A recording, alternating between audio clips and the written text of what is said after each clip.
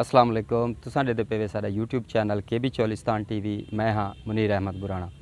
जैसे जिमें असा अपने चोलिस्तान के दोस्तों नाल वादा किया होया कि असा अलाटमेंट की तो बाखबर रखे सूँ तो अलाटमेंट की हर डी की खबर हर वेले की खबर से तो देसूँ। अज मिराना यूनियन कौंसल की सिक्योरिटी का त्रीजा डी जारी है। राज शबन नंबरदार की नंबरदारी की सिक्योरिटी से थी पी है। अज त्रीजे डी के तकरीबन 156 दरखास्त ई टाइम तक नंबर जरा 156 चलता पे सी। तो हुणे दोबारा प्रोसेस शुरू थी सी 13 तरीक को। इवें ही किला ड्राइवर की जी सिक्योरिटी है उनका प्रोसेस 14 तरीक को शुरू थींदा पे ही महीने की पहले महीने की सी। तो इतना 13 तरीक को जरा दोबारा प्रोसेस शुरू थी सी। इतना गामे खान की नंबरदारी है, जाम बख्श की नंबरदारी है सी।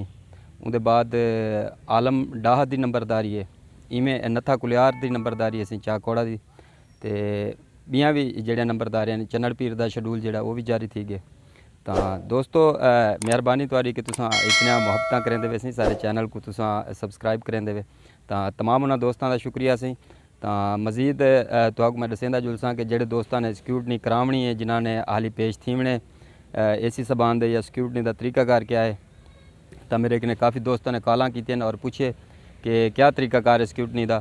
तो मैं आप दोस्तों को दसेंदा जुलसा कि सिक्योरिटी वास्ते से डाडे की अगर तुहाडी तरीणी लगी हुई है तो जोड़ा दरखास्त गुजार है उनकी तरीणी होना भी लाजमी है, उनके वालद साहब की भी तरीणी होना लाजमी है।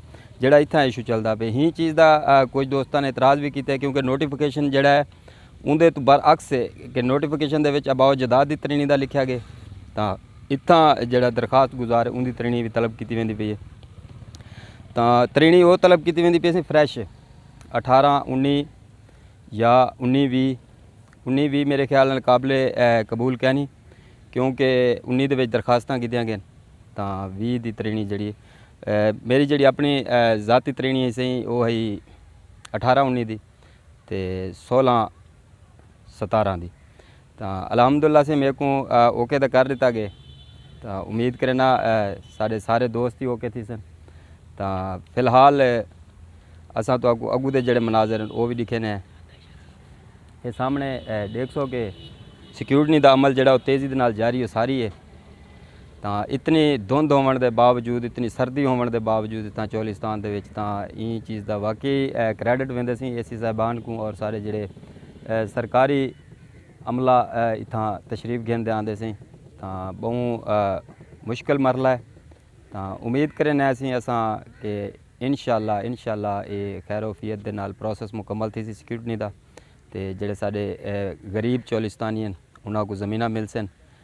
तो मजीद हाल हवीला वाल तुहाडे नाल करें ये दोस्तों देते पे उस पुरअमन तरीके नाल सिक्योरिटी जारी है सी। मैं तो दसेंदा जुलसा से 3 काउंटर बनाए गए। सब तो पहले दरखास्त गुजार का नाँ अनाउंस किया वेंदे, उनके बाद दरखास्त गुजार पेश थींदे आपदा अंगूठा लेंदे, उतों नंबरदार तस्दीक करके जंगलात वाले को भेजेंदे। जंगलात तो बाद से तुसां वेसो इलैक्शन कमीशन वाले कने वो भी इतने नादरा वाले दोस्त मौजूद हैं उन्होंने तस्दीक तो बाद से फाइनल मरला जोड़ा AC साहब तुहाडे बयान गिनसन।